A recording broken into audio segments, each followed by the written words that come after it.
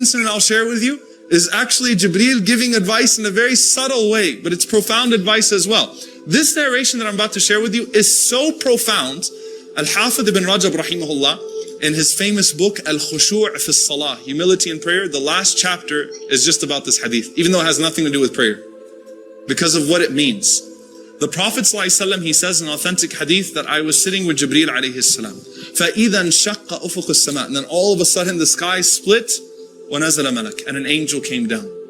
فَأَقْبَلَ إِلَيْنَا, and he started to come close to us. Now you want to know what makes this narration so strange? Rasulullah ﷺ says, فَلَمَّا رَآهُ جِبْرِيلٌ تَصَاغَرَ. When Jibreel saw this angel, he became smaller, he held himself. The ulama say tasaghar, he held himself, like bracing for something. The angel came to the Prophet ﷺ and said, Ya Rasulullah, O Messenger of Allah, Inni Rasulullahi ilayk. I'm a messenger that's been sent to you from God. Ukhayyiruka. I'm giving you a choice. Bayna an takuna nabiyyan abda aw nabiyyan malika. I'm here to give you a choice. Either you're a prophet who lives like a king, or a prophet that lives like a humble slave. Who can give me an example of nabiyyan malika?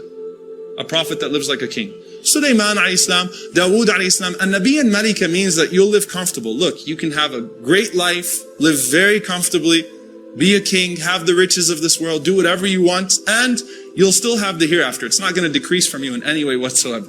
So you can either be that, or you can continue to live like a humble slave. I mean, the Prophet ﷺ used to go nights in hunger, stones tied to his stomach.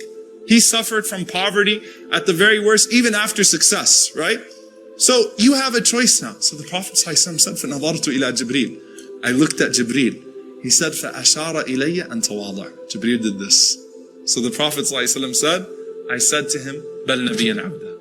I'll choose to be a prophet that lives like a humble slave. So the angel left. So I looked at Jibreel alayhi salam. This was very strange. Jibreel alayhi salam said, هَذَا الْمَلَكْ, this angel, لَمْ يَنزِلْ قَبْلَ الْيَوْمِ. He's never been down before this day. So the Prophet ﷺ says, فَمَا بَالُكَ تَصَاغَرْتَ. Why is it that you got smaller and we're afraid?